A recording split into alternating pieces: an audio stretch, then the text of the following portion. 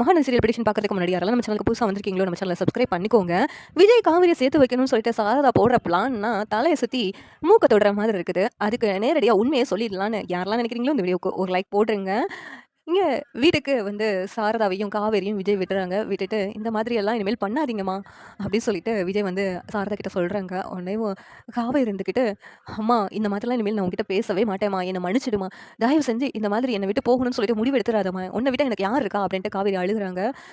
சரிடி எனக்கு புரியுது, இருந்தாலும் நீ இப்படியெல்லாம் பெத்த அம்மாவை கேள்வி கேட்டா யாருடி தாங்குவா, என்னால் தாங்க முடியலன்னு தான் நான் போயிட்டேன் அப்படின்ட்டு சாரதா சொல்லிக்கிட்டு இருக்காங்க. உடனே விஜய் இருந்துட்டு, போதும் இந்த டாப்பிக்கை நிப்பாட்டுங்க, என்னால் தானே உங்களுக்கு இவ்வளோ பிரச்சனை, நான் கிளம்புறேன், இனிமேல் உங்கள் இதில் எதுலேயுமே நான் தலையிட மாட்டேன் அப்படின்னு சொல்லிட்டு விஜய் வந்து கிளம்புறாங்க. உடனே சாரதா இருந்துட்டு, காவேரி அந்த தம்பி பாவண்டி, நீ காணும்னு கால் பண்ணி சொன்னதும் உன் கூட சேர்ந்துக்கிட்டு எல்லா இடத்துலையும் பொறுமையாக எப்படி தேடி இருக்கு, அப்படி இருக்கும்போது நீ எதுக்குடி அந்த பையன பிடிக்கலன்னு சொல்லிக்கிட்டு இருக்க, இந்த மாதிரி தங்கமான பிள்ளை யாருக்குடி புருஷனா கிடப்பா, அதுவும் இல்லாமல் காலையில் தான் அவங்கள அவ்வளோ தூரம் நீ திட்டின, அப்படி இருக்கும்போது அதை கொஞ்ச நாச்சும் மனசில் வச்சுருந்துருக்கலாம்ல, வச்சுருந்துட்டு நீங்கள் கூப்பிட்டோன்னே ஃபோன் எடுக்காமல் இருந்திருக்கலாம்.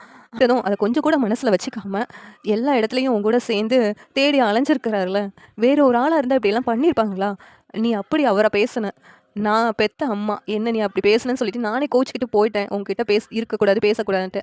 ஆனால் அவர் கொஞ்சம் கூட மனசில் வச்சுக்காம மறுபடியும் உன்னை தேடி வந்திருக்காரு பார்த்தியா அப்படின்னு சொல்லிட்டு சாரதா வந்து காவேரி கிட்ட சொல்கிறாங்க. உன்னை காவேரி இருந்துக்கிட்டு, என்னை மன்னிச்சிடுங்க, உங்களை நான் ரொம்ப பேசிட்டேன், அதெல்லாம் தப்பு தான், என்னை மன்னிச்சிடுங்க அப்படின்ட்டு காவேரி விஜய் கிட்ட மன்னிப்பு கேட்குறாங்க. உடனே விஜய் இருந்துட்டு, இருக்கட்டுங்க உங்களோட நிலைமை எனக்கு புரியுது, உங்கள் சுச்சுவேஷனில் யாராவது இருந்தால் இப்படி தான் நடந்துருப்பாங்க, அவங்கள பற்றி இன்னொருத்தாள்கிட்ட தப்பாக பேசுறது உங்களால் எப்படிங்க தாங்க முடியும், அதனால தான் நீங்கள் என்கிட்ட சண்டை போட்டீங்க, எனக்கு உங்களை ரொம்ப பிடிக்குங்க, அதுக்காக தான் நான் இப்படி பேச வேண்டியதாயிடுச்சு, நீங்களும் என்னை மன்னிச்சிடுங்க அப்படின்ட்டு விஜயும் சொல்லிக்கிட்டு இருக்காங்க. உடனே காவேரி இருந்துட்டு, நீங்கள் எப்பவும் போல் இங்கே வீட்டுக்கு வரலாம், அவங்க கூட்டு வரலாம், நான் எதுவுமே சொல்ல மாட்டேன் அப்படின்ட்டு சொல்கிறாங்க. உடனே சாரதா இருந்துட்டு, ஆமாம் தம்பி நீங்கள் எப்பவும் போல் வாங்க, இனிமேல் காவேரி எதுவும் சொல்ல மாட்டா அப்படின்ட்டு சாரதா சொல்கிறாங்க.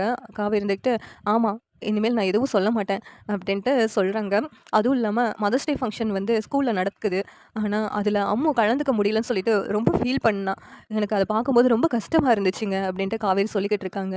உடனே விஜய் இருந்துட்டு, ஆமாம் என்கிட்டையும் வந்து சொல்லி ரொம்ப வருத்தப்பட்டா, அவள் முகமே மாறிடுச்சு, என்னன்னு கேட்கும்போது ஸ்கூலில் மதர்ஸ் டே ஃபங்க்ஷன் வைக்கிறாங்க, அதில் என்னால் கலந்துக்க முடியல அப்படின்ட்டு ரொம்ப சொல்லி வருத்தப்பட்டா, அதுக்கு நான் என்ன பண்ண முடியும், அவளுக்கு அவங்க அம்மா இல்லை, அப்பா கூட கலந்துக்கலாமான்னு கேளுங்க, வேணும்னா நான் கலந்துக்கிறேன் அப்படின்னு விஜய் சொல்லிக்கிட்டு இருக்காங்க. உடனே காவேரி இருந்துக்கிட்டு, இல்லையே அம்மா தான் கலந்துக்குவாங்க, அப்படி இருக்கும்போது அப்பா அந்த ஃபங்க்ஷனில் யாரும் கலந்துக்கலையே அப்படின்ட்டு காவேரி சொல்லிக்கிட்டு இருக்காங்க. உடனே இங்கே சாரதா இருந்துட்டு, காவேரி நான் ஒன்று சொன்னால் தப்பாக நினச்சிக்கிட மாட்டியே, நீ வேணா அம்முவுக்கு அவங்க அம்மாவா அந்த ஃபங்க்ஷனில் கலந்துக்கலாம்லடி அப்படி சொல்லிட்டு காவேரி கிட்ட சாரதா சொல்கிறாங்க. உடனே என்னம்மா நீ சொல்கிற, அப்படியெல்லாம் கலந்துக்க முடியாதுமா, நான் அவளோட கிளாஸ் மிஸ்ஸு, அப்படி இருக்கும்போது அவள் அம்மாவா நான் எப்படிமா கலந்துக்க முடியும் அப்படின்ட்டு இங்கே காவேரி வந்து கேட்குறாங்க. காவேரி கேட்டதும் சாரதா இருந்துக்கிட்டு, ஐய் நான் வந்து உங்கள் பிரின்ஸிபல்கிட்ட சொல்கிறேன்டி அப்படின்ட்டு சொல்கிறாங்க. என்னம்மா அப்படிலாம் கலந்துக்க முடியாதுமா அப்படின்னு சொல்லியிருந்தோம். சாரதா வந்துட்டு, நீ இந்த தம்பியை கல்யாணம் பண்ணிக்கோடி, அப்புறம் அங்கே கேட்டாங்கன்னா நீ அம்மாவோட அம்மானே எல்லாத்துக்கிட்டையும் சொல்லிக்கலாம்ல அப்படின்னு சொல்லிட்டு இங்கே சாரதா சொன்னதும் காவேரி இருந்துட்டு, எனக்கு கொஞ்சம் டைம் கொடுங்க, நான் வந்து யோசிச்சு சொல்கிறேன், என்னால் இப்போதைக்கு உடனே என்னால் எந்த முடிவும் எடுக்க முடியாது அப்படின்ட்டு காவேரி வந்து விஜய்கிட்டையும் சாரதாக்கிட்டேயும் சொல்கிறாங்க. உடனே விஜய்க்கும் சாரதாவுக்கும் கொஞ்சம் சந்தோஷமாக இருக்குது, இதனால் பிடிக்கலன்னு சொன்ன காவேரி கொஞ்சம் டைம் கொடுங்க நான் யோசிச்சு சொல்கிறேன்னு சொல்கிறாங்களே அப்படின்ட்டு இங்கே 2 பேருமே ரொம்ப சந்தோஷப்படுறாங்க. சரி நல்ல முடிவாக நீங்கள் சொல்லுவீங்கன்னு எனக்கு நம்பிக்கை இருக்குது, நான் வெயிட் பண்ணுறேன் அப்படின்னு விஜய் சொல்கிறாங்க. இன்னொரு பக்கம் சாரதா இருந்துக்கிட்டு, சரி அந்த முடிவு எடுக்கட்டும், இப்போ வந்து அம்மாவோட அம்மாவா நீயே அந்த இதில் கலந்துக்கோ அப்படி சொல்லிட்டு சாரதா சொல்கிறாங்க. உடனே காவேரி இருந்துட்டு யோசிச்சு பார்க்குறாங்க. அம்மு ரொம்ப ஃபீல் பண்ணிக்கிட்டு இருந்தா, அதனால் நம்மளே பிரின்ஸிபல் கிட்ட பேசலாம், அம்மு கூட சேர்ந்துட்டு நான் அந்த ஃபங்க்ஷனில் கலந்துக்கலாமா விளையாட்டு போட்டியில் அப்படின்ட்டு கேட்போம், பிரின்ஸிபல் என்ன சொல்கிறாங்கன்னு பார்த்துட்டு அப்புறம் வந்து முடிவு எடுத்து அம்முக்கிட்ட சொல்லிக்கலாம் அப்படின்ட்டு காவேரியே யோசித்து பார்க்குறாங்க. உடனே மறுநாள் ஸ்கூலுக்கு போகிறாங்க காவேரி, அங்கே பிரின்ஸிபல் கிட்ட போயிட்டு பேசுகிறாங்க. மிஸ் மேடம் உங்ககிட்ட கொஞ்சம் பேசணும் அப்படிங்கிறாங்க.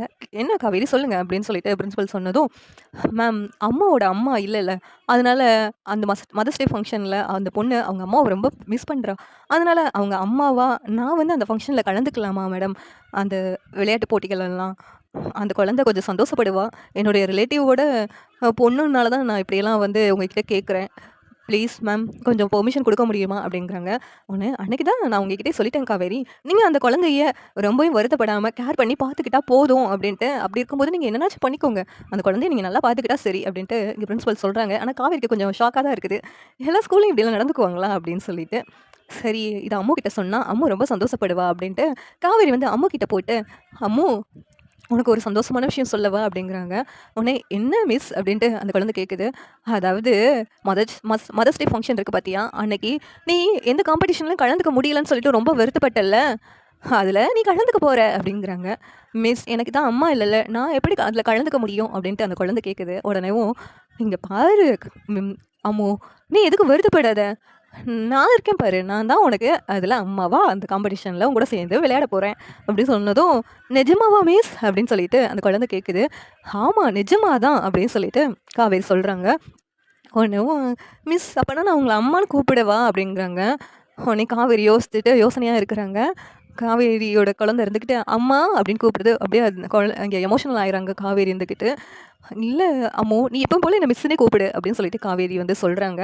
இங்க அந்த மதர்ஸ் டே ஃபங்ஷன் அன்னைக்கு காம்படிஷன்லாம் நடக்குது. அந்த காம்படிஷன்ல இங்க காவேரியும் அந்த குழந்தையும் சேர்ந்து கலந்துக்கிறாங்க. அதில வின்லாம் பண்றாங்க. நெறைய காம்படிஷன்ல அவங்க கலந்துக்கிட்டு வின் பண்றாங்க. அங்க விஜயும், சாரதாவும் அந்த ஃபங்ஷனுக்கு வராங்க. 2 பேரும் அத ரொம்ப என்ஜாய் பண்ணி பார்த்துட்டு இருக்காங்க. அம்மு இந்த காம்படிஷன்ல கலந்துக்க முடியலன்னு சொல்லிட்டு ரொம்ப வருத்தப்பட்டா. ஆனா, காவேரி எப்படிதான் மனசு மாறி இதில கலந்துக்கிட்டான்னு எனக்கு ஒண்ணும் புரியல அத்த அப்படின்ட்டு விஜய் சொல்றாங்க. உடனே இங்க சாரா இருந்துட்டு, அவள நம்பவே முடியலல்ல உங்களால. அவளுக்கு உங்கள ரொம்ப பிடிச்சிருக்கு மாப்ள. ஆனா, அவளோட ஈகோ உங்கள ஏத்துக்க முடியாம இருக்கிறா. அதுதான் காரணம். கங்கா கிட்டயும், நர்மதா கிட்டயும் கூட சொல்லி பேசுனான்னு கேள்விப்பட்டேன். அவருக்கு கல்யாணம் ஆச்சுன்னா, எனக்கு ஏன் ஒரு மாதிரி இருக்குன்னு கேட்டிருக்கா. அதுலருந்து தெரியலையா?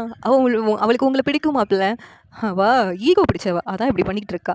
அதுவும் இல்லாம அம்மு ரொம்ப ஃபீல் பண்றத பார்த்துட்டு அவளால தாங்க முடியல. அதனால பிரின்சிபல்ட்ட போயிட்டு பேசினாளாம். அவங்க அம்மாவா, "நானே அந்த காம்படிஷன்ல கலந்துக்கவா?" அப்படின்னு சொல்லிட்டு கேட்டிருக்கா. உடனேவும் பிரின்சிபலும் சரின்னு சொல்லிட்டாங்கன்னு சொல்லிட்டு அவளே சொன்னா மாப்ள. என்னாலயே நம்ப முடியல அப்படின்ட்டு சாரதா சொல்றாங்க. உடனேவும் அந்த காம்படிஷன்ல ரொம்ப ஜெயிச்சதா அம்மு வந்து விஜய் கிட்ட சொல்றாங்க. விஜய் இருந்துக்கிட்டு, "சூப்பர்டா தங்கம்" அப்படின்னு சொல்லிட்டு அம்மு கிட்ட சொல்றாங்க. "மிஸ்ஸும் நானும் சேர்ந்து எல்லா காம்படிஷன்லயும் ஜெயிச்சிட்டோம்ப்பா" அப்படின்னு சொன்னதும், அதுக்கடுத்து அந்த ஸ்கூல்ல வந்து ஜெயிச்சவங்களுக்கு வந்து பிரைஸ் குடுக்குறாங்க. அப்ப அம்முவுக்கு பிரைஸ் குடுக்குறதா சொல்றாங்க. உடனேவும் அம்முவுக்கும் காவேரி அம்மான்னு சொல்லி அங்க வந்து கூப்பிடுறாங்க.